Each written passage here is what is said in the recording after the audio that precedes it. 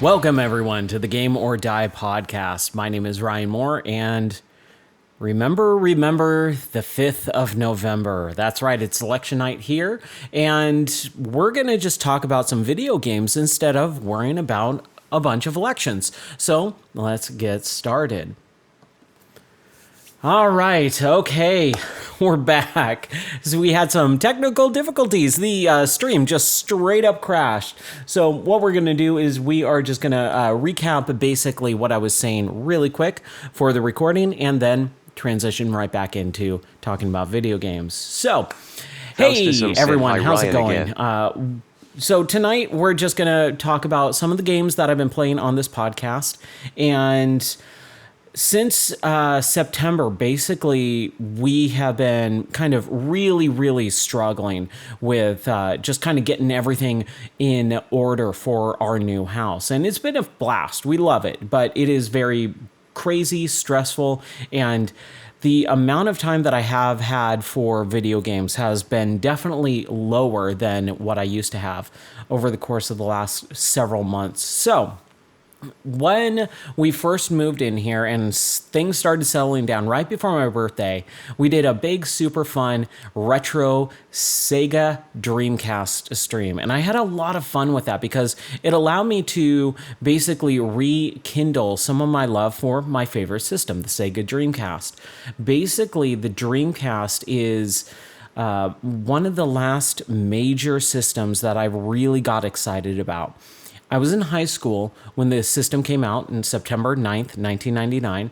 It's also the day before my birthday as well, and so I will always remember that day that I rode my bicycle from my house to the game store, which is the game store that I ended up owning at one point later on. So I rode my bicycle, which was like at least 10 to 15 miles. Like, it was a very long ride. It took several hours to get to that store. And then I rode my bicycle back. And that was from school, or right after school. I remember I got home and it was dark by the time I got home, and then I had to go to church, and then I came back from church, and then I cracked open my Sega Dreamcast and started playing it. It was super fun. But during that stream, I played through a couple games, and I had a blast doing it. Soul Calibur 1 and 2. Now, Soul Calibur 2 wasn't on the Dreamcast, but I did play a little bit of that, and we beat the arcade mode for that. And so that was really fun. I really did enjoy that as kind of like a, hey, remember the Dreamcast? Remember these super fun games? We played Crazy Taxi. I think we played a little Sonic Adventure at the end there, and some fighting games. Just a blast of a stream. I really enjoyed it. Then I kind of started jumping back into some VR streams. I really enjoyed diving back into VR for Doom 3. Now, I remember when Doom 3 came out. On the PC, it was lauded as this technical marvel of a video game. I don't know if you were alive back then or if you remember it, but Doom 3 was the talk of the town, and it was incredible. So I love the fact that Doom 3 came out, but my PC wasn't the best at it. Plus, it's Doom. I never got into the Doom series as a kid because I grew up as a Christian, and in a Christian household, Doom was looked down upon as a evil, satanic game, which you can make arguments either way, because you do play as the Doom Slayer, and you go into hell, and you murder demons. And I only know that now because we played through the entire series earlier this year. Played through Doom 1, Doom 2, and then we went to Doom 64, and those were all in VR. And so when I started playing Doom 3, I was having a real fun time with it, but I was playing on the MetaQuest 3. It's kind of back there on in the video portion of this podcast. And with Doom 3 being a standalone version on the Quest, It had some technical hiccups. Every once in a while, there would be a little bit of lag. There would be a little bit of frame dropping and things like that. And so some latency even on some of the controls where I would clip through things I shouldn't have, or there was definitely some crashes as well. And so that was kind of a little bit frustrating. Once I started like really getting into the groove of Doom 3, I started really digging it. But those first couple of streams, I think the first and second streams, I kind of got really, really stressed out because I was streaming it and I was kind of a little bit scared, quote unquote scared, because it's a terrifying game. It is set as a more survival horror type of game instead of an actual action game like Doom 1, 2, and 64. So it was kind of a little bit crazy. But once I started kind of getting into the hang of it, I was enjoying it a lot more. But those first couple of streams were pretty rough. Not only was I streaming it, not only was I a little bit scared, I was also getting very stuck.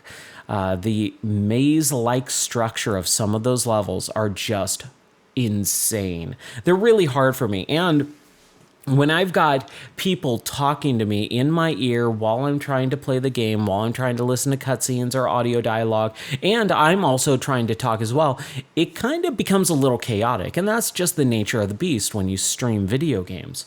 You have people chatting with you, you have to pay attention to the game, and you also have to be entertaining. So there's a lot of moving parts when you stream a video game. And that's totally fine. I'm A-okay with that. However, I was getting a little bit stressed. So every once in a while, I would just have to go, man, I just got to, mute chat, or I got to turn off the game volume or whatever, because it was getting a little bit intense.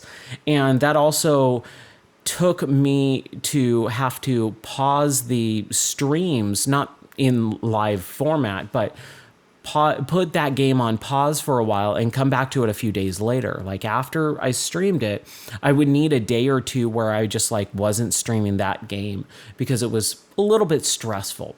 And I was already stressed out with all the moving stuff and things like that. But I'm still having a great time, and I finally ended up finishing that game. And it was interesting too because I played that game back on the original Xbox in 2005. I don't remember most of it though, and going through a lot of the game this time in VR, I was like, dude, this is like totally new looking to me. I don't remember this at all until the very, very, very, very last level. And it was really interesting because I was waiting to talk about this part the entire time. And I did talk about it on stream, but I'm going to tell a little story here. So back in 2005, when the Xbox version came out, my friend Tom, my best friend at the time, and I would play that game together, and we had a blast, kind of making fun of it and, just goofing on it like, kids in college do. We're a college age at that point. And it was really fun because there was this one part where you go down into this area, this like dungeon type level layout. And there's this like almost like a head crab from Half-Life. That's what it looked like. And it was kind of stretched out like I'm trying to think of the word here, like a medieval dungeon torture device where like the arms and legs were stretched out in four corners. And I remember it kind of moving in this weird way. And my friend Tom and I would goof on that when we saw it because it was just so out of the ordinary for the rest of the game. And it just looked funny because it kind of like dangled there and went, wah, wah. Like it was trying to scare you, but it wasn't scary at all. And so I remember making fun of that. And I was waiting for that. Oh my gosh, my cats, sorry. They've been going crazy all day. I was waiting for that point to talk about it. And it just did not come up and did not come up and did not come up until it finally did. And I was like, yes, finally. And so I got to tell the story again in a little bit greater detail on the stream. But I was waiting for that. Lo and behold, it's literally like the last 5 minutes of the game. I was like, oh my gosh, okay. It's also interesting too, because like I was saying, the game had some technical issues, and I was so bummed out about it for a good while. Those first like 5 streams or so, I was just bummed Shadow out Wizard, because hello, those waving hands, smiling face technical with issues sunglasses. kept making me frustrated. I was getting a little bit worried and kind of frustrated when the stream would crash or the game would crash, or when things would pop up when they shouldn't have, or, you know, just a bunch of weird little technical issues. Lo and behold, I didn't realize that there was a PC version of Doom 3's VR mode. And so I finally got that up and running over the last, I think, 2 streams of Doom 3. And so I was playing the PC version of Doom 3 VR instead of the standalone MetaQuest 3 version. Faustus And that said, made "Hi, it wizard." so much better. It was awesome. Bobasticky So said. I had a really good time. I really enjoyed it, and it's probably one of the better VR Faustusum experiences said, "Hi, I've had, Bobastick." just because there was so much atmosphere. I remember Doom 3 being talked about when it came out. Oh my gosh, this is so atmospheric. Oh my gosh, this has such great lighting. That was a big thing back then too with Doom 3, was the lighting was realistic.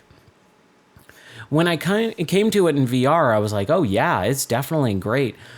But I was always a little bit bummed out because I remember Doom 1 and Doom 2 and Doom 64 over the course of this early summer period when I started playing those in VR for the first time. I was like, dude, Doom is an action game. This is crazy. This is so much fun. However, Doom 3 totally changes it. It flips the script. It goes in such a different direction where it's more Resident Evil-like. It's more of a survival horror game than an action first-person shooter game. There are parts of it that are first-person shooter action adventure type of style to it, especially kind of near the back half. But like I'd say the first like 3 hours of the game at least is survival horror, period. It is dripping with atmosphere. It is drenched in this dark, dank, horrific, terrifying experience with monster closets where things just pop out at you constantly. And you're constantly being scared. And it isn't until the back half of the game where you actually end up going, oh yeah, I feel powerful. I feel empowered enough to just murder all these, demonic demons, and then you jump into hell and you fight them all. That was what I wanted out of Doom 3. And I didn't get that until like way later, like several hours into the gameplay. So I was a little bit bummed out. And it's also cool too because the port team, Team Beef, they have been porting a lot of these first-person shooters from old school, 90s era video games to the MetaQuest 2 and 3. And they started doing the expansion pack for, was it Resurrection of Evil, which is the expansion pack. So I was actually going to play that last night. And like I was saying earlier, I was so exhausted from just a lot of stuff. I'm still building the new studio. I started moving stuff in today. So I'm really excited. I started playing around with some of the cameras. I got one of my cameras is straight up gone. It's out in, the new studio now. So I'm starting to transition into the new studio. I got to still set up a bunch of stuff, and that's what I'm going to be doing after work tomorrow. But I'm so excited for all of this stuff, and the VR mode and area is starting to come together a little bit.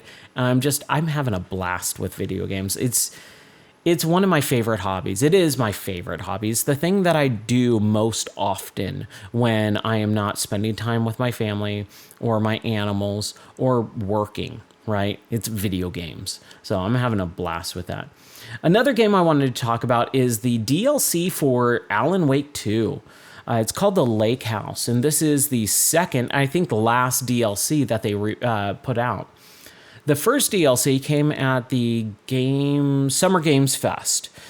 Sam Lake came out on the stage and said, hey, DLC for Alan Wake 2 is dropping tomorrow in 24 hours, and like a big old crowd yell and all that. And I was stoked because I honestly loved Alan Wake 2. I have some issues with Alan Wake. There's definitely some woke stuff in there. They totally erase swapped the main character because of Sweet Baby Inc. and DEI and all that garbage. But on the whole, for the most part, that game is solid. It's a solid experience. And I'm not a horror person. I don't like jump scares in my video games or anything like that. And I think they did a phenomenal job with Alan Wake for the most part. So I was really excited. That first DLC is called Night Springs DLC. And what Night Springs is in the Alan Wake universe is basically it's a TV show like The Twilight Zone. Man, I love The Twilight Zone. The Twilight Zone is like one of my favorite TV shows of all time. I think it is such an excellent, unique experience of a TV show. And so they kind of take that on as their in-game universe TV show, where it's kind of weird and awkward and things aren't really what they seem and all that. And they divide the 3 episodes of the DLC up into little vignettes. And so the first one starred my favorite character from that game. It was the character of the year from last year's Game of the Year discussions, which is Rose the diner worker. She's like this super bubbly, just character that you cannot help but smile at. She's kind of a little bit ditzy, kind of a little bit unaware of certain things, and her personality just shines through in that game like no one else ever in the last several years of video games. So she's like a standout character, and she got her own vignette for the DLC. And it was awesome. I loved it. I really enjoyed it. And I thought obviously it's my favorite character. She's in the DLC. Like, that's going to be the best part of the DLC. And then the second vignette takes Jesse Faden from Control and places her in the Alan Wake game. Because Remedy, the whole studio that makes all these games, Alan Wake, Control, Quantum Break, Max Payne, they've started creating their own multiverse. It's not a multiverse, it's a shared universe where all of the characters are intertwined. But, there is definitely some interdimensional type of stuff going on too. And I usually roll my eyes at that. I usually go, ugh, whatever. But man, I'm so happy that they went with it, because I think it all works together really well. So Jesse Faden, the main character from Control, is the second playable character in this DLC. And I went, all right, cool, awesome. Played it, and I had a good time. But I was like, no, Rose. Rose is my girl. And then I played the third vignette in that Night Springs first DLC. And it is about Tim Breaker, which is like this security guard that's technically part of the universe and the shared universe. And he's kind of in the Quantum Break game. I think that's really where he's from. But they had to kind of change it up a little bit because of the user rights and licensing for Quantum Break, because that was at the Xbox One era where Microsoft was just like super into TV shows. So Quantum Break basically had like TV show episodes in the middle of the game where you just had to sit and watch a 20-minute TV episode while you play a game and you fight a boss, and then you're like, wait, what? And you're watching a TV show for 20 minutes. It like freaking sucked. I hated that part, even though I think it's a unique idea. But I didn't want that. I didn't want control taken away from me in the middle of a game. I want to be able to dictate when I play a video game and when I watch a TV show, not have it thrust upon me. So I was kind of a little bit bummed out about that. Anyways, all that to be said is the third part with Tim Breaker, which is supposed to be like a play on words of Time Breaker because of Quantum Break, which is all about time fluctuations and time machines and things like that. His is so good that it totally went, nope, I totally thought Rose was going to be the standout for that DLC. That third part is just phenomenal. They do such a good job, and I don't want to spoil it. I did play it on stream, But man, I think that DLC was fantastic. So like the bar was set really high for the lake house, right? And so I got into the lake house and I'm like, all right, here we go. And you continue the Alan Wake 2 characters, and you play as, honestly, literally don't even remember her name.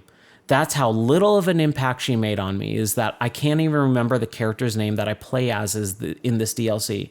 She shows up kind of late game in the normal Alan Wake, and she's an FBI agent who shows up and all this paranormal activity is going on. I think. No. She's not an FBI agent, because that's Saga, the main character that you play as. She's an FBC agent, which stands for Federal Bureau of Control, which is part of the Control games.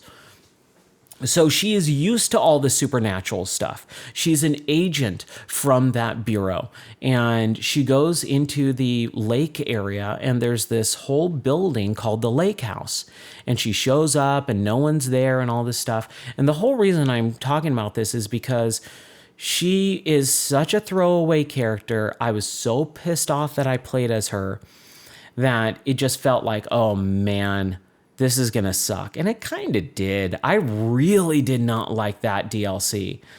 Partially, and this is a huge issue on my part, this is 100% on me, I got super stuck multiple times. Partially because it was the lighting in this room. I use a projector right now to stream because that's the only way I can get things set up right now. So when I play games, I'm playing on a projector, but I have to have light so that you can see me. And projectors and light don't really work very well. So when you have a bunch of bright lights shining in my face or shining around and bouncing light off the walls, it makes for a poor experience. And I'm also projecting on a wooden panel that's painted. It just sucks. It's not a good atmosphere for playing video games. That made it really frustrating and pretty much impossible to see certain text. And that's what happened. I got stuck because I couldn't see a Post-it note on the screen. And the coloring of the wording on the Post-it note was the same color as the wall. And so it just blended right in and basically became invisible, and I could not see it. And I was so frustrated that I just had to stop the stream. I came back like a couple days later and it still happened, even though I already jotted everything down and I knew where to go. I still got stuck. I kept getting stuck, and it was this weird thing where it was like, what's going on? I have no idea why I'm getting stuck in this game. This is like a 2-hour DLC. It took me like 5.5 hours to finish. It's less than a 2-hour DLC. So I was really frustrated with that. And I don't think the storyline was that good. There was some interesting parts to it. I just didn't think it belonged in Alan Wake. It was 100% a Control game DLC. A Control game DLC. And it all sets up Control 2, which is starting to be in production right now. They just posted about it. So I was kind of a little bit bummed. I'm like, I want Alan Wake. I want to play as Alan Wake in Alan Wake, and they continually don't let me do that. Alan Wake 2 was supposed to be Alan Wake, and you play as Saga Anderson, this FBI agent, for over half of the game.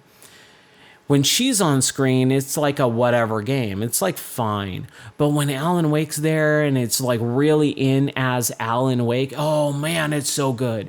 So the Night Springs DLC, it was all right, cool, but I want to play as Alan Wake. And then the Lake House DLC, I was like, dude, why am I not playing as the main character, the name of the game that I'm playing? Come on.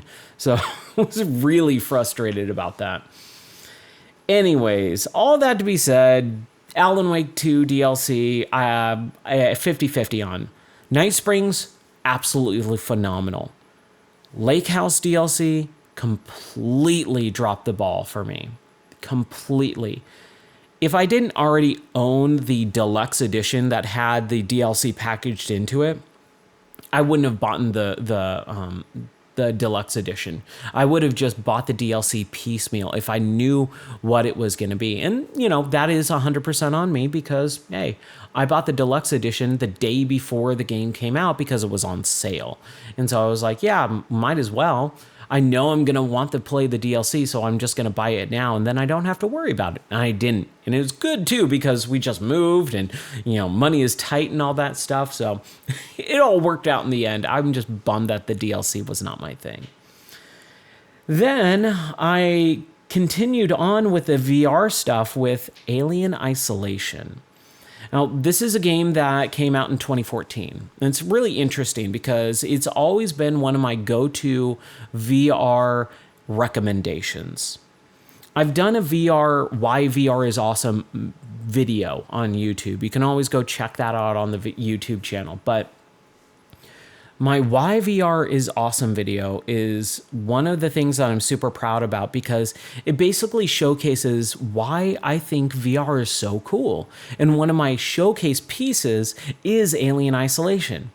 Even though it came out before VR was actually a thing, or at least in retail form, I did get to go to E3 one year. And when they showed off Alien Isolation in like 2012, 2013, I think it was 2013 or maybe early 2014. I can't remember. But they showed off that game and they said in the closed off room demo where press, it wasn't you could just walk in off the show floor. You had to set an appointment. It was behind closed doors. It was this whole thing. They said, we're partnering with Oculus to make a VR mode native for this game. And everyone's like, oh my gosh, that's going to be terrifying because the game looked terrifying. It never happened because the game came out in 2014 and we didn't get retail VR until 2016. So it just never surfaced. However, a dude, just some random dude, was making mods for VR, and he made a VR mod for Alien Isolation. And when it came out, it was game-changing. It was like, oh my gosh, this is so immersive. And that's the beauty of VR. It really puts you in the world of the game that you're playing. Like, you literally feel like you're standing in the, the Nostromo ship or the space station. When you look at those Worker Joe androids, it is terrifying. When you are crouched down underneath a desk and you see the alien's feet clomp around and it echoes in your ears and you see that tail sliding as it walks away, dude, there is like no other game experience like it. And it's why I just go to bat so hard for VR. I love it. And I think it's so incredible that so many people need to experience it. So I wanted to show it off. And I thought that was a really fun little extra thing. Was it Game of the Month? No, it wasn't. Was it? I can't even remember what Game of the Month for October was. But no, it was Condemned, right? Condemned Criminal Origins was Game of the Month. But I was playing it back to back. So I was playing Condemned Criminal Origins for Game of the Month in October. And then I was also playing Alien Isolation in VR. And it was terrifying. But it's October, so I was like, yeah, we might as well. So I had a blast with it. It was super fun. The game is stupidly long, though. Like, unbelievably long. So I was really, really interested to see where it went because I never played all the way through it. I got like 6-ish hours into that game and I played most of it in VR. I started it and my wife was like watching it when we first got married. I was playing around with it and I was showing her like Alien and Alien Isolation. She's like, oh, I don't like this game. This is terrifying. And then when the VR mod came out, I put it on and I played through and I continued my progress and she loved watching me play it. And it was like right when we first got married a little bit. So it was a real good bonding experience for us. So she was a little bit terrified, but she loved watching me play it. And so it was really fun. But I never finished it. And so I was like, dude, we should, I think she suggested you should play Alien Isolation on stream. And I went, are you sure? She's like, yeah, go do it. So I loaded up the VR mod and kind of got everything set up. And I just kind of continued my game save from when I first started. And it was a couple hours in, but most of it was hiding because that's what you do in that game. It took forever, it felt like, to finish. Every time it felt like the game was kind of starting to wrap up, something bad would happen, and then, the game would have like 2 extra hours before another, moment of, hey, this is starting to wrap up. Cool, I'm going to finish this game tonight. And then another couple hours. And it was just exhausting. It was so much fun. I loved it so much. And it was really enjoyable to be able to show off why Alien Isolation VR is such a cool mod. And it's such a bummer because the guy who made that mod doesn't do any mods anymore. He was working on a Halo Master Chief mod for VR, but then he got bought up by Bungie.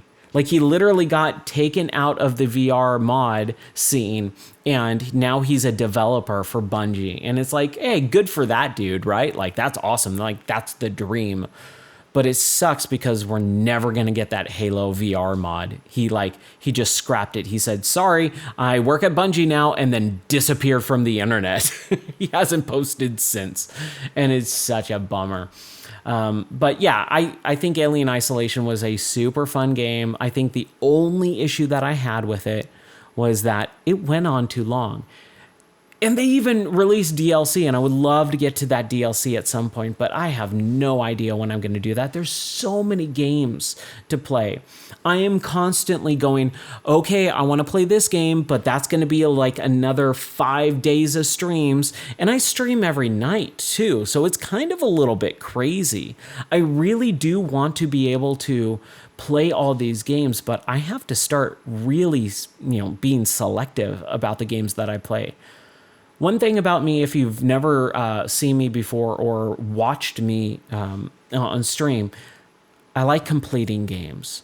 I really don't like putting games down. It kind of digs in the back of my brain a little bit. Like, it just digs at me like, hey, you didn't finish that game, you didn't finish that game, you didn't finish that game, to the point where I have to sit down and finish it.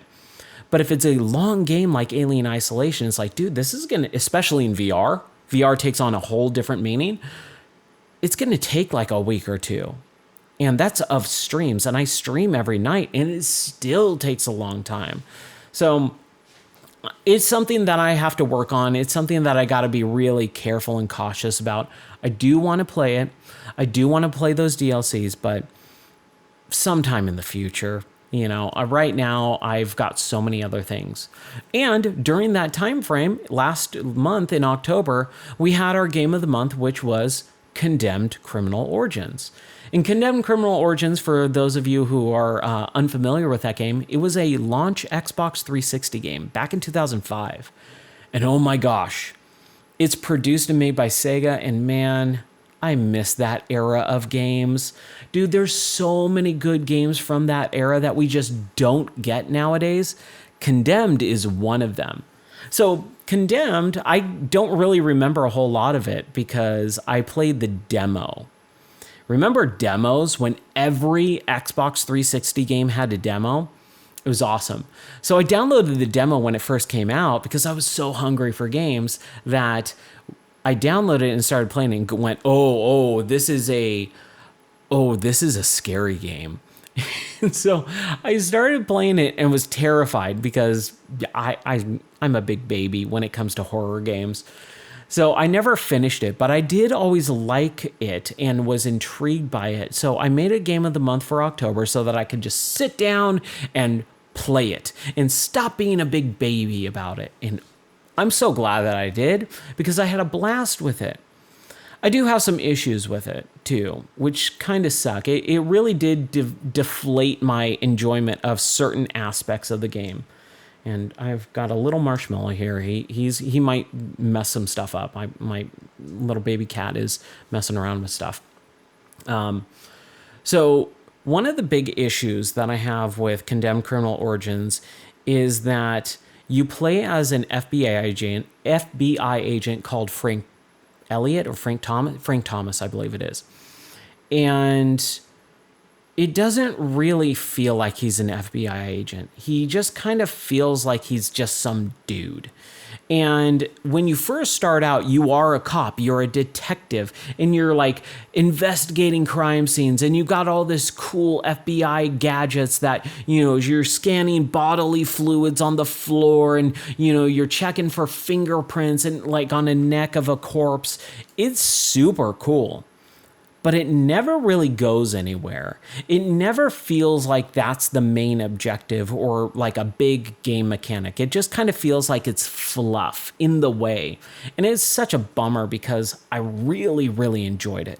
I had such a fun time doing those things and kind of scanning around and taking pictures in these like murder scenes. I was like, dude, this is going to be awesome.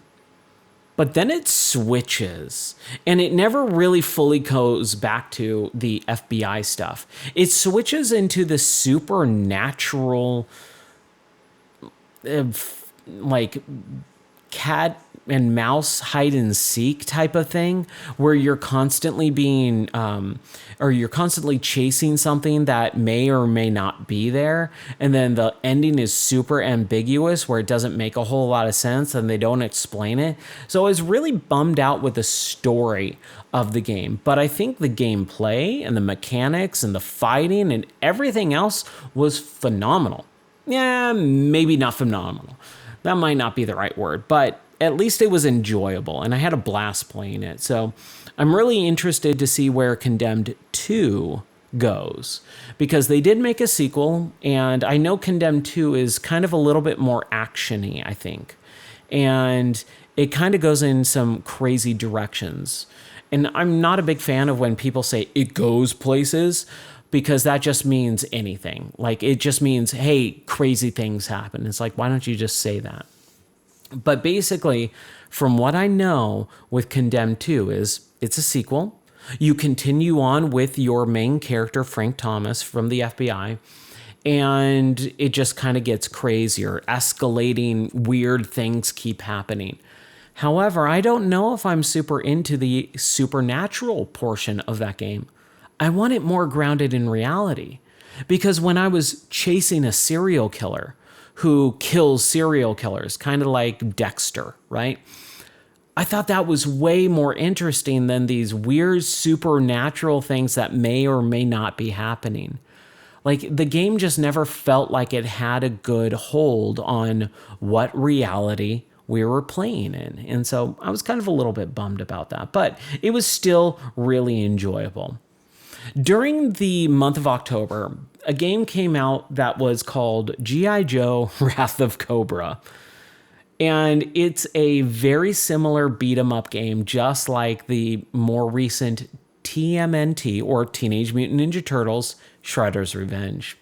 And we played that on a Multiplayer Madness a couple months ago, the Teenage Mutant Ninja Turtles game. And man, I had a fun time with that, because I love being a turtle, right? I love the Turtles, and I've always played those games. I've always loved them. Heck, I owned a Teenage Mutant Ninja Turtles 1989 arcade cabinet. Like, not one of the ones for a couple $100 like the arcade one-up ones. No, I owned a real full-size token playing Teenage Mutant Ninja Turtles arcade cabinet back when I used to own the game store, and it was awesome. I miss it. I'm so bummed I don't have it anymore. So I love Turtles. And when that game came out, the Shredder's Revenge game a few years ago, man, I was so in love with it, but I thought it was very shallow. I do have some big gripes about that game. It's very, very shallow. You beat it once, you'll never play it again. You play with friends, but it's really just like a beat 'em up where you're button mashing and all that stuff. Then they came out with some DLC, and the DLC is actually really good because it makes it a roguelike. I'm not a big fan of that term, but it works, right? So you actually play all this stuff in DLC mode that actually has stakes and matters, and you accumulate points and you unlock stuff, and it makes it so much more enjoyable. So not the same team, but the same premise is applied to G.I. Joe, which is another thing that I have a full love for. But My love goes deeper than just the action figures that I used to buy or the TV show cartoon that I used to watch as a child.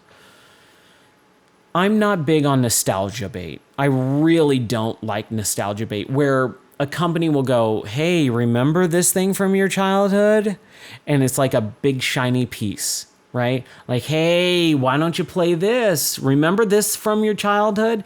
And then it's all surface level, like Shredder's Revenge, where they got the cartoon voice actors. They drew it in the style of the cartoon. Like everything about it on paper is like, dude, this is perfect. This is on point. This is exactly what it needs to be. But then it just is all surface level, right? And that's kind of what G.I. Joe Wrath of the Cobra is. They do a really, really good job of making a surface level beat 'em up that feels fun to play and has a lot of callbacks to some kind of semi-obscure stuff that not everyone who just watched the cartoon would know. They do have all the main characters. You fight Cobra, you fight Destro, you fight Baroness, you fight Storm Shadow. You have playable characters like Scarlet and Snake Eyes and Roadblock and Duke and an unlockable Gung Ho, which has always been one of my favorite G.I. Joes. But they kind of go a little bit deeper on some of the background stuff. Like some of the levels you play in Springfield, not from The Simpsons, but you play in Springfield, USA, which is this manufactured town that Cobra takes over and is a covert Cobra headquarters. So everyone in the town is actually a covert Cobra agent. No one knows. It's all secret. They all look like normal, just regular Americans, but underneath the surface, they're Cobra agents. Super cool. You even go into some like other cities or areas where they have like background stuff that talks about like the Dreadnoks, which are Destro's like band of merry ragtag group of bandits and stuff like that. It's really fun, but it's all surface level. And that's kind of the biggest issue that I have.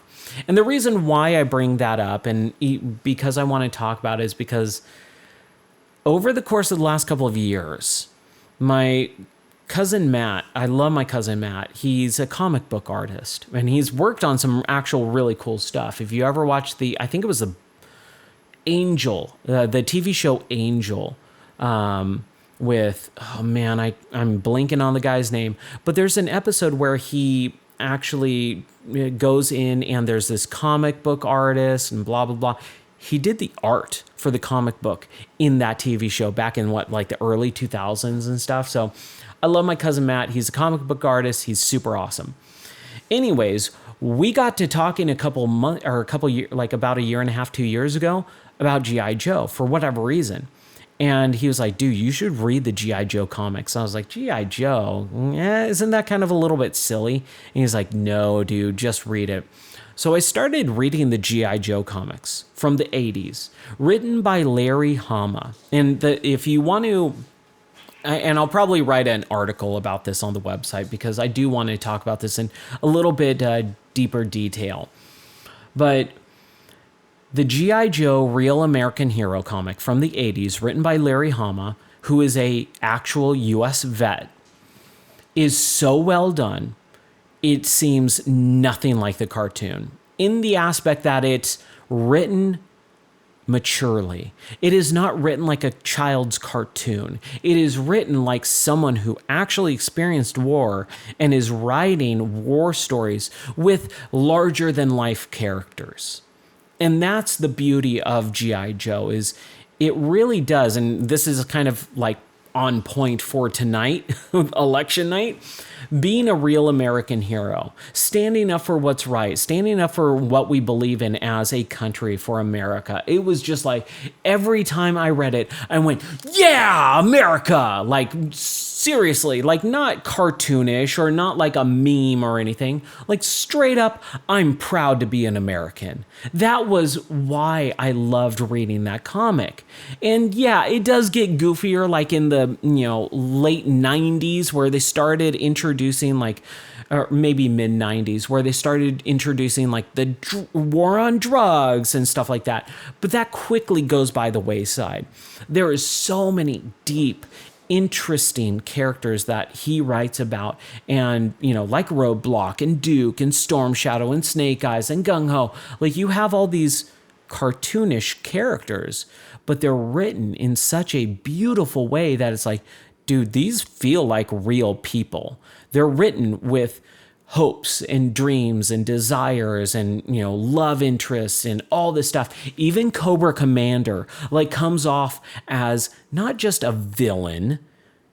There's a backstory there, and his backstory is really interesting. And you have characters like Dr. Mindbender, who's like this ridiculous person, and they always goof on him and stuff, but he comes back and he's a real threat. And one of the favorite things that I talked about with my cousin when we started discussing after I read the first 100 issues, they're up to 100 or 300 and something now, 310 almost. It just came back. So if you want to get into G.I. Joe, this is a great time. But basically, the thing that I was telling my cousin Matt about was, I was saying, dude, you gotta understand, Astronaut comics 579 do said not hi. speak to you like this. They always talk to you like you're a child. And Larry Hama writes G.I. Joe like an adult, how it's so interesting and so cool. And basically, Cobra doesn't lose most of the time. The Joes are in dire straits most of the time. Cobra is constantly one-upping them, constantly figuring out their plans, constantly finding out where their hidden bases are and stuff like that, constantly taking down their numbers and demoralizing them.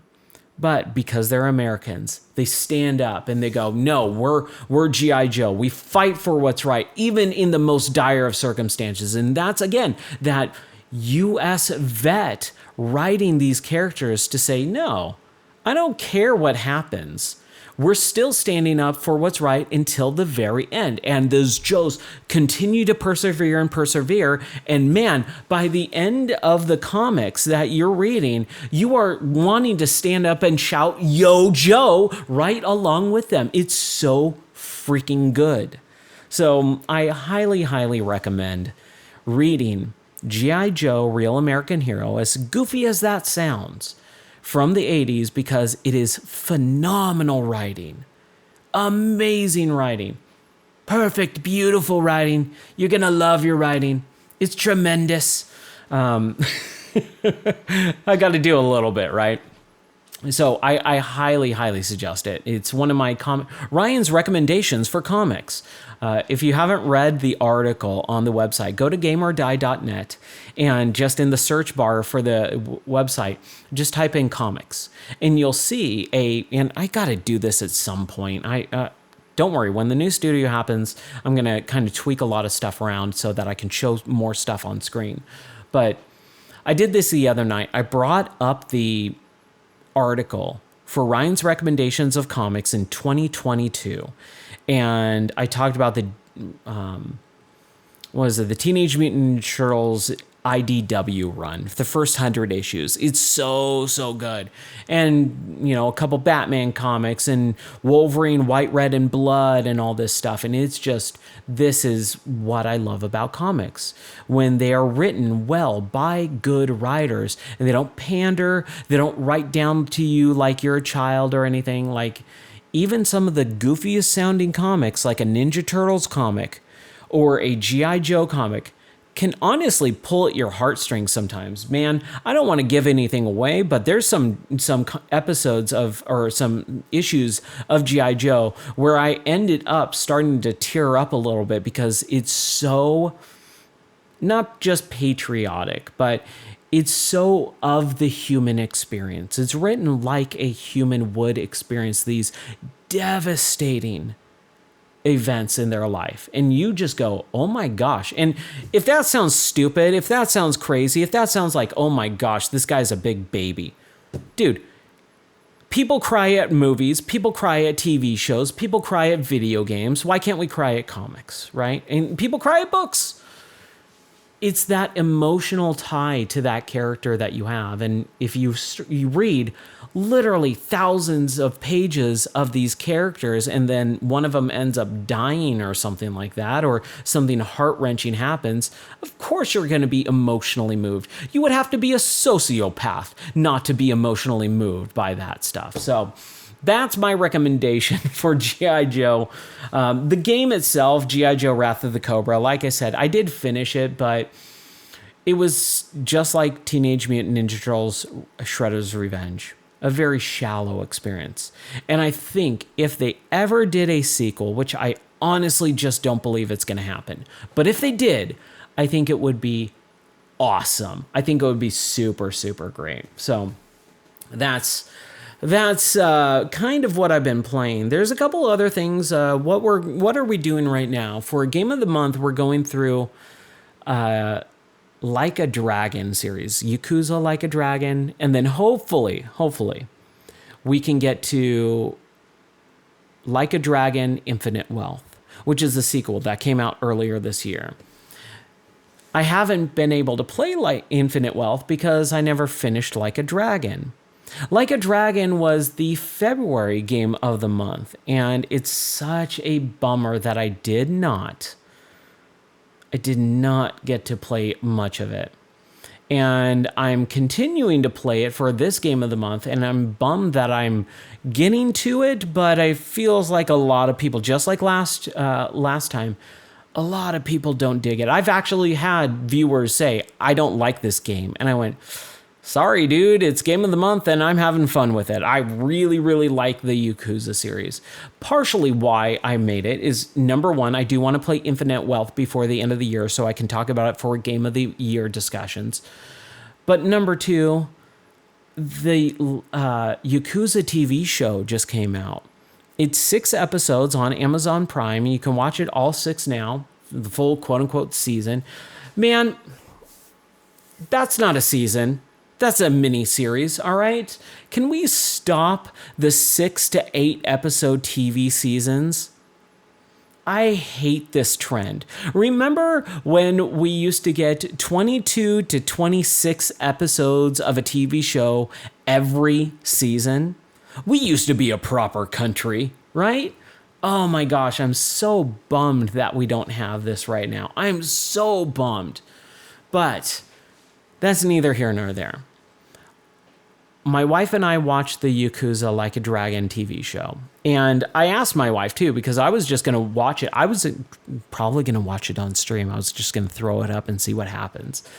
But I didn't do that. And I asked my wife beforehand, because we kind of have this thing. Any TV show that we watch, we ask each other if we want to watch it. Just same thing with movies. And if one says, yes, I want to watch it, we have to watch it together. And so I asked her, do you want to watch Like a Dragon? And she said, what is that? And I said, you know the Yakuza games that I keep going on and on and on and on and on about? And she goes, yes. And I go, well, they made a TV show of that. It's called Yakuza Like a Dragon. And Shadow Wizard Banshee was an amazing show, but only had 4 seasons with a total of 38 episodes. LOL. And so she said, yeah, you know what? Let's try it out. Because she always does that. Can we try it out? And I said, sure. We'll watch the first episode, and if you don't like it, you don't have to watch the rest, and I'll just watch it on my own. So we agreed to that. We sat down and we watched the first episode, and she was hooked. So we watched the first 3 episodes, because that's what was aired. And then on Halloween, they aired the last 3 episodes. Said YouTube, and we watched Shadow all Wizard. of those, I was a huge fan of the first season of Yellowstone. I gotta say, it's a good TV show. It went to crap after that. Gotta say, it's a good TV show. Tremendous TV show. You're gonna love it. It's amazing. Beautiful. Oh man, it's getting late. But honestly, I think it was super fun. It was really enjoyable. They did change some of the stuff that went down in that first Yakuza game. But there was a lot of stuff that I predicted because I played the first Yakuza game. I know what's going to happen. I know these characters. However, I will say for hardcore fans of the series, they're not going to probably like it. The reason why is because it's more grounded in reality. If you ever played the Yakuza series, you know that it does drama extremely well, and it does goofiness extremely well. And they're married in this way that they play into each other, where everything is super ultra mega serious, but also super ultra mega goofy as well. And it plays this thin line to a T, where you're just like, oh my gosh, this is amazing. They're making me feel and care about these characters, just like I was talking about with G.I. Joe, where I'm literally crying over things that are happening. This all actually happened in Yakuza Like a Dragon, The Man Who Erased His Name from last year. This is literally one of the best cutscenes I've ever seen in any video game. Top 2 cutscenes. And I was sitting there tearing up because of the emotional weight of the scene. And that's what this series does really, really well. But it also marries it with unbelievably goofiness, where Kiryu is like just murdering these fools on the street, kicking them up into the air and smashing their faces into walls. And, and then you also just have the goofiness of some of the characters, like Mr. Libido, who's like this dude who runs up to you and he's walking around in just his whitey tighties and he's doing this weird goofy dance and all this. Like, it's so goofy, but it's so awesome at the same time. So the TV show is much more grounded in reality. So that's one thing that I will say. And this is honestly just what I see. I think a lot of people take things to way too much of an extreme.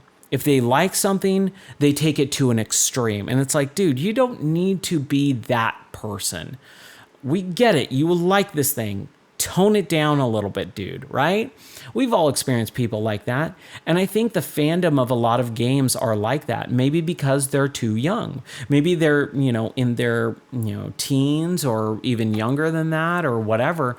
But I think there's a lot of people, especially on the internet, that just take things to such an extreme that it's a big turnoff for most normal people, where we're like, oh, yeah, we like it, dude, but calm down a little bit.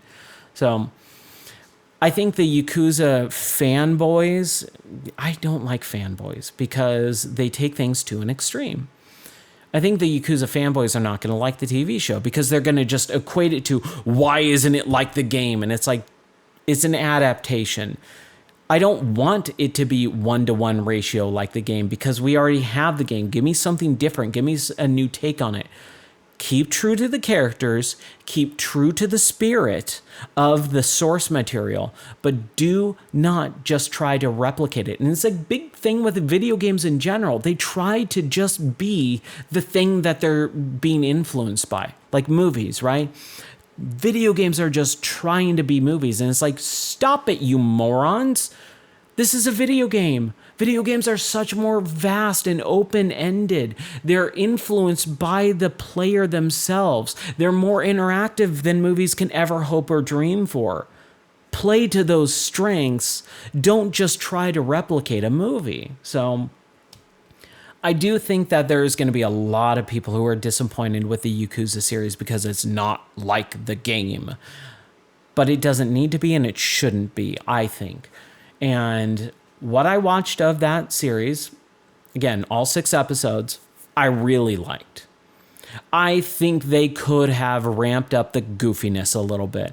I think there are certain characters like Majima, who is just so bat crap crazy that he doesn't get to shine like he should. But it's also the first season / first game, and Majima is not really that big of a part.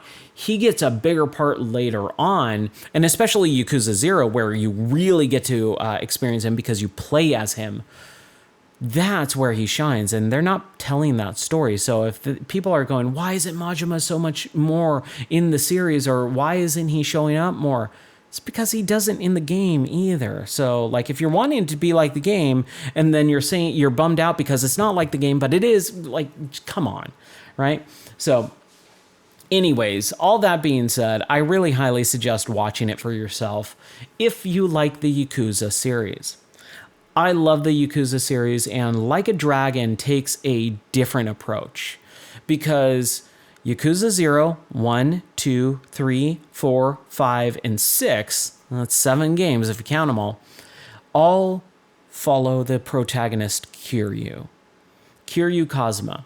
And it's a great series. And then you have the Like a Dragon Gaiden, The Man Who Erased His Name, which still continues to follow Kiryu, which is awesome. And then in 2020, they split the series and they called it Yakuza Like a Dragon and started following this new character, this new playable character called Ichiban Kasuga. And Ichiban is a totally different character, but he's very similar to Kiryu because he's also a Yakuza. He also goes to prison for a wrongful murder that he never actually committed. And then things kind of deviate from there. With Ichiban, the new character in this Like a Dragon game, he is more younger. He is more into video games. And so it's the gameplay style deviates. It's an RPG instead of a action adventure beat 'em up game. And so all the fight scenes are RPG, static, or not static because you can move around and stuff, but it's turn-based RPG. And I've never been a fan of turn-based RPGs. I actually despise turn-based RPGs. It's why I don't like Final Fantasy. I know. A lot of people think that's sacrilegious for a video game, enthusiast, someone who loves video games, to not like Final Fantasy. It's just never been my thing.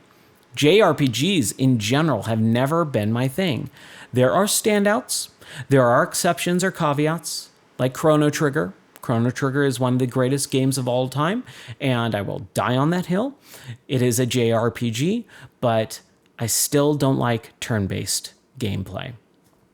So, Like a Dragon is turn-based RPG mechanics, and it's something that I'm trying to get better at. I'm trying to enjoy it a little bit more.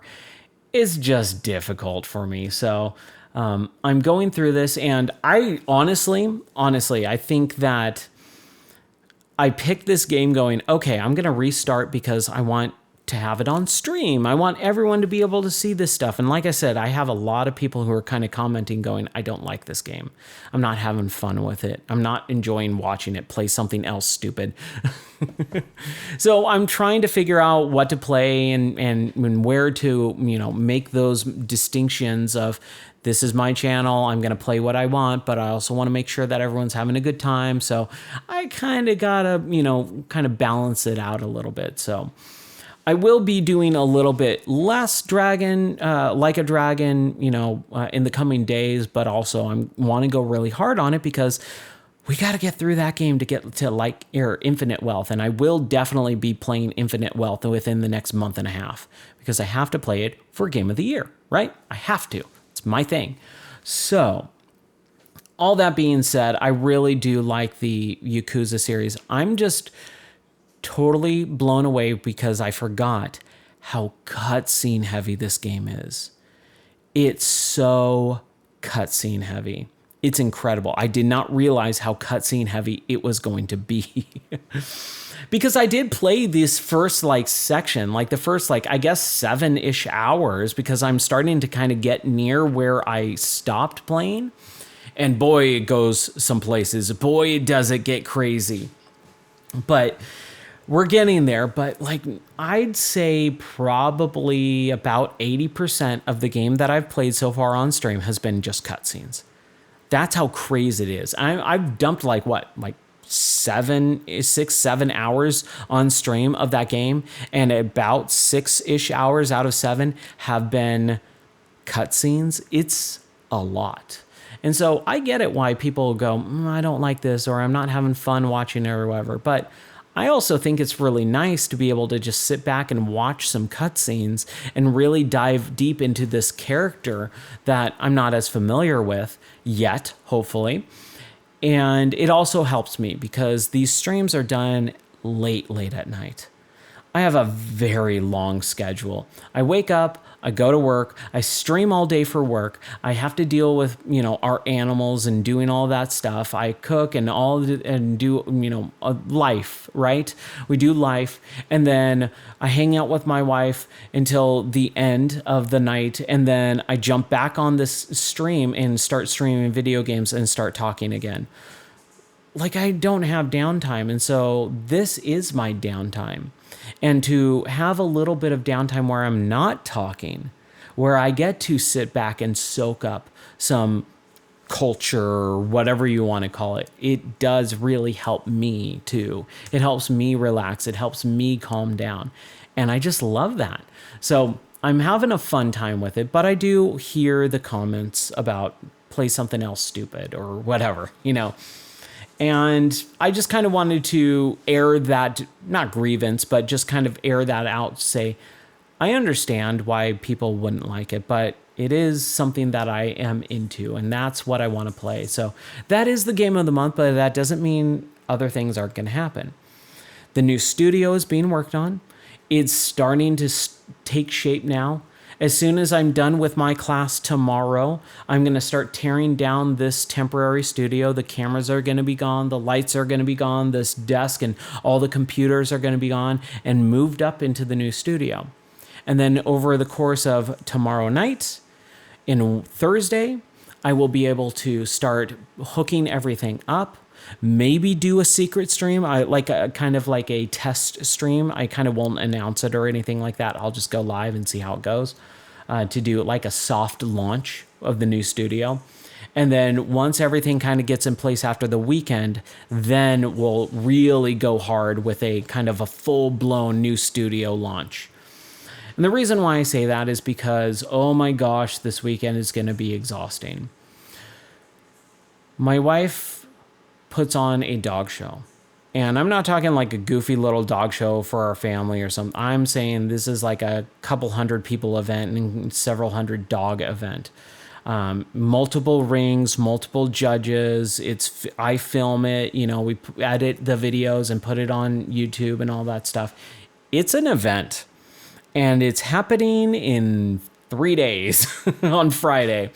And we have guests coming over for the first time in our new house, so that we're hosting people in our new house. So there's so much stuff going on in the next several days that I don't know if I'm going to have time or energy to stream. So I'm just kind of giving that as an upfront for this next few days. I may or may not be streaming at the normal 11 p.m. Central Time, which is why I wanted to get this podcast done tonight, because number one, I ain't going to be in the studio probably by the end of tomorrow. So this is the last time I'll be streaming and recording in this location. Next time you see me, I'm going to be over there. Way over there, about 1,000 feet away into the new studio, in the new section. I literally can't even see it from the window because it's that far. It's also super dark. It's like 1 o'clock in the morning. But anyways, I did want to kind of get this podcast done because I haven't podcasted in a while. And I normally at least try to do a podcast a month.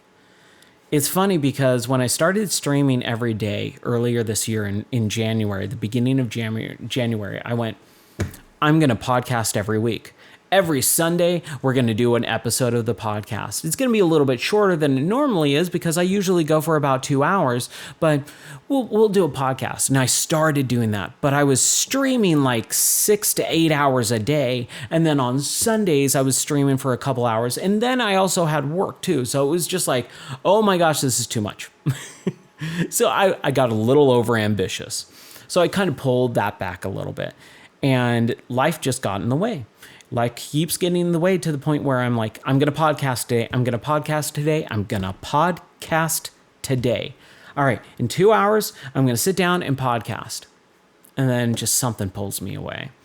So I'm kind of bummed about that. I hope it doesn't happen often when I'm in the new studio because I'll kind of be a little bit more free from distractions. I hope my wife doesn't listen to this. And, and we're going to have some fun. So my goal like I said, once we moved into this house, was to be in the new studio in November. And that's definitely going to happen. My goal for December, I don't know. I haven't thought that far ahead. I got to get through this week first. But I think December, because it's going to be Christmas time, we're going to have some fun. But I got to start cramming for some games. I have a ton of games that I need to get through. I haven't even launched Batman VR. And I'm not talking about the 2016 Batman Arkham VR game. I played that literally in 2016. I'm talking about the game that came out a few weeks ago, Batman Arkham Shadows for the Quest 3. I literally haven't even launched it because I've been waiting to stream it.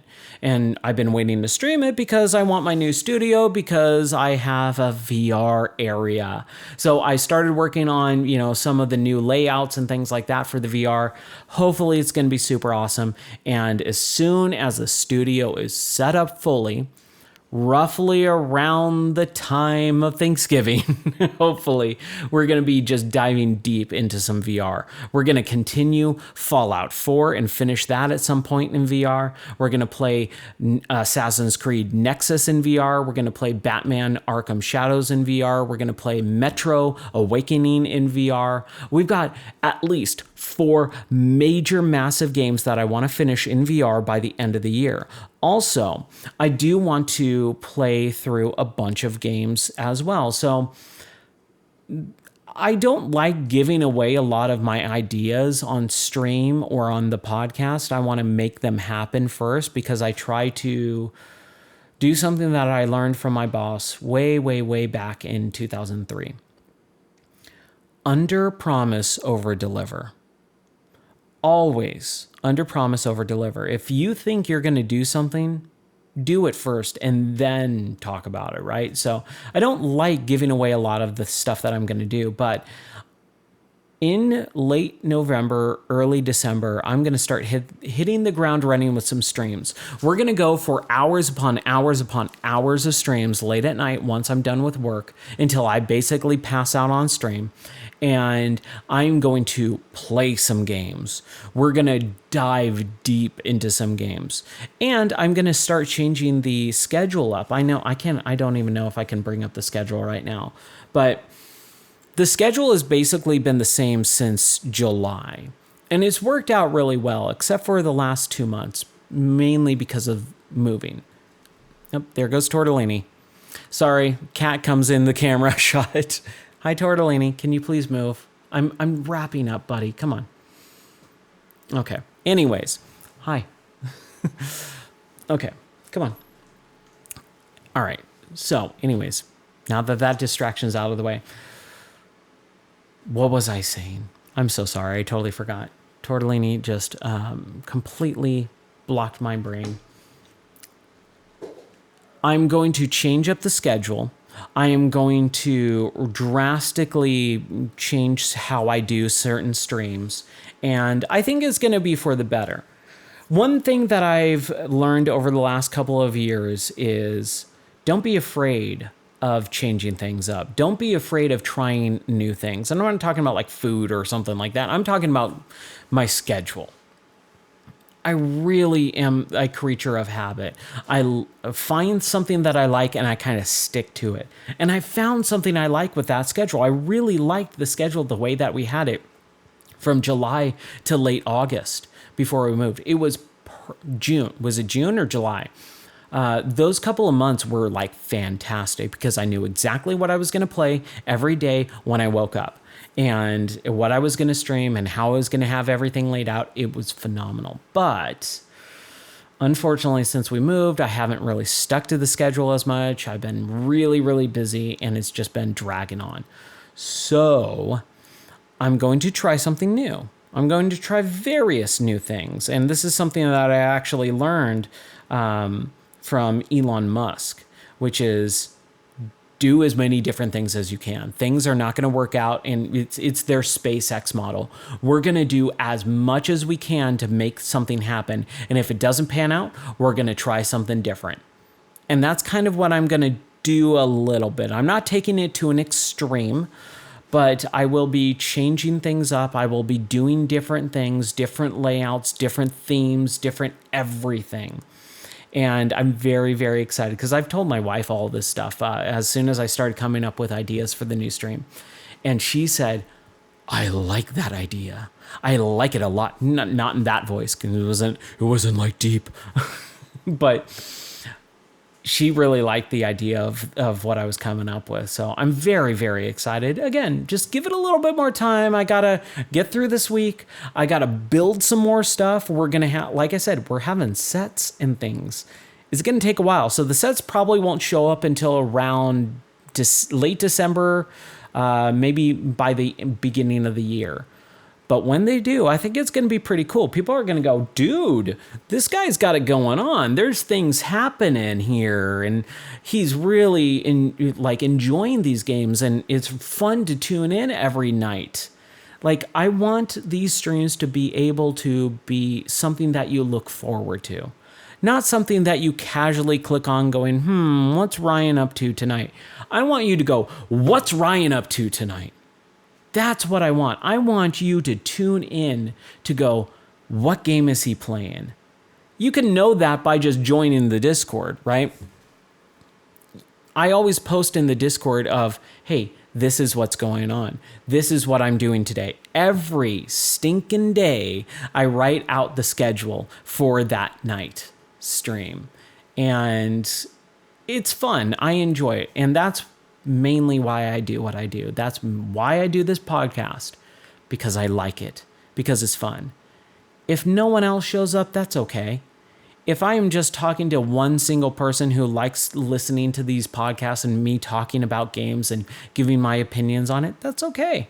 I'm here to have fun, and that's what we're going to do. So that's like my main goal, is to have fun, do some new stuff, and try and get it so that it becomes, I can't remember the phrase, it's eluding me right now, but it's something that they talked about with TV, must tune in TV, where you schedule yourself to watch something. You make your schedule fit around that thing, right? That's what I want. I'm not saying I'm going to be the biggest streamer of all time. I'm going to have thousands of viewers and supporters and, Amazon Prime subscriptions. By the way, use Amazon Prime subscriptions on the stream. I'm not saying I need thousands of that. I'm just saying that I want to make something interesting. I want to make something educational. I want to make something enjoyable and entertaining. Because this is what it is. It is entertaining. Restreambot said it's YouTube. Enjoyable. It's Shadow super, Wizard. super Every fun. teacher at a school dance. Make sure you are having fun. Yeah, make sure that you're having grinning, fun, squinting face. right? That is kind of the biggest thing there, is always try something. And as long as you're having fun, who cares what anyone else thinks? Man, my cats are going crazy tonight. I do care what other people think, to an extent. I'm not going to just say, screw everyone else, I'm doing what I want, because why even stream at that point? But I'm a performer, and especially after tonight, it was funny in the, I'll wrap up with this, in the improv class that I am in, which is super fun. We did a bunch of scenes today because we're getting ready for our first show. So we're doing our first show on November 22nd. And we started practicing some scenes. And normally we switch out a bunch of stuff. We play a bunch of different games throughout our class. And we stuck with one game the entire night. For 2 hours, we just did repetitions of the same game with obviously different themes and characters and all that stuff. But I went big. And I forgot how that felt because I haven't performed like that in a while. I used to do it in my church groups and events. We did like talent shows and all that. And I was always just, that was just who I was.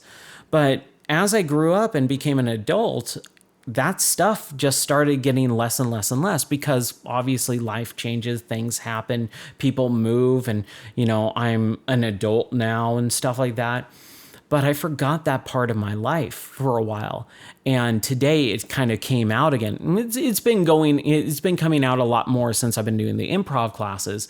But tonight it was just like, oh, I forgot how this feels. And I'm so excited for our first show because my teacher has been saying, because everyone else has never performed before, he's saying, dude, as soon as you do your first show, you're going to get that taste. You're going to get that taste of performing, and you're going to want to do it more and more. I'm like, dude, I come on camera and stream every night. So I'm familiar with that. I've been doing TV shows. Like, I've done shows before. I've been on TV before.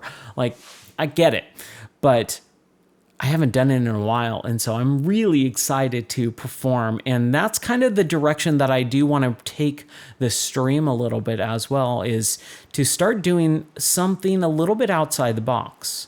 I can guarantee you the streamers that you watch that play video games are not going to be doing what I'm doing, and that's where I'm very excited, because I started doing a little bit a couple months ago, and then I quickly backed off of it because we started moving, but I'm going way harder into that territory as soon as the new studio shows up, and I'm very, very excited about it. Oh my gosh, I'm stoked, as my youth pastor would say.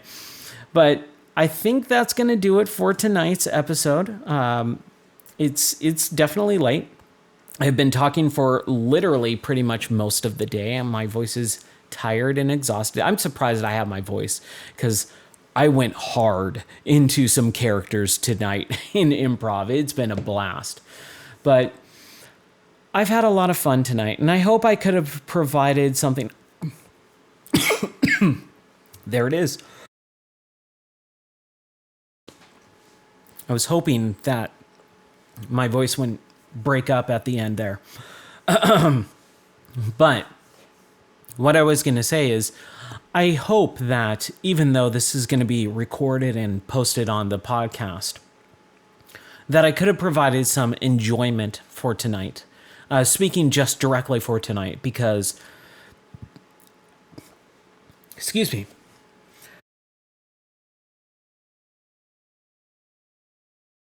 I need water and I have none. And I'm not, like, I have this soda here because I was planning on cracking it open at the very beginning. But it's way too late now to have caffeine. But what I was going to say is that I hope I could have provided some enjoyment tonight, because I know a lot of people are stressed out. I mean, even myself included. Like, I think about it and I go, oh crap, what if this happens? What if that happens? And I think everyone is so stressed out. And I told my class this today, my work class this today. I said, we're just here to talk about this stuff. We are not talking about anything else going on. Our lives are so stressful. We're leaving that at the door tonight. And that's what I wanted for this podcast. I wanted to leave all of that stuff at the door so that we can just hang out and have some fun conversations about video games. I wanted to do a pinball stream tonight too. Like, I was talking to my wife, but dude, it's almost 1 o'clock in the morning, and I do have to work in the morning. And I'm just, like I said, my voice is just shot at this point. But hopefully everyone has a wonderful and awesome night's sleep. Hopefully everyone can wake up tomorrow feeling good about life. Hopefully our country will heal and things will begin to change for the better. And yeah, that's kind of about it. I think life is a lot better than a lot of people think. We need to be more confident. We need to be more assertive, and we need to enjoy life that we have, because life is way too short to worry about politicians, right? People who we've never met before, will never meet in our lives, and they don't know we exist. Why do we care so much?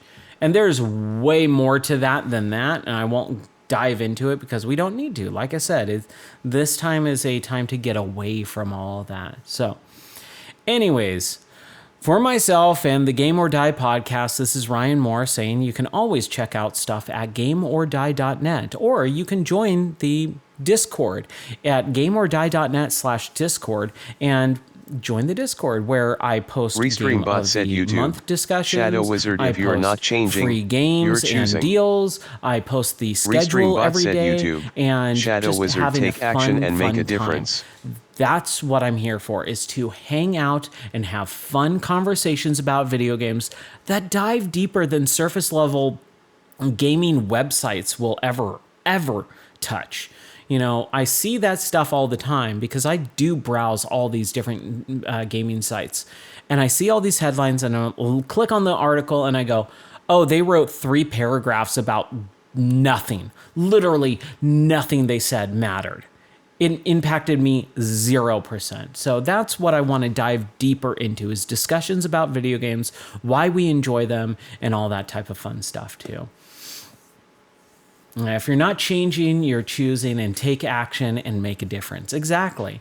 So that's what I'm trying to do, and that's why I suck at it, but I'm trying to be better at the whole, I'm trying to be the difference that I want to see. Just like with those articles.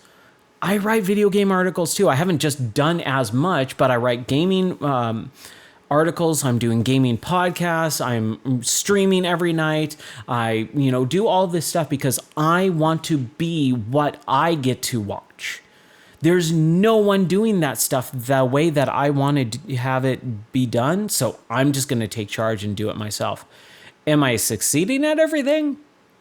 Probably not, but that's okay, because when we keep doing it, we get better and better and better.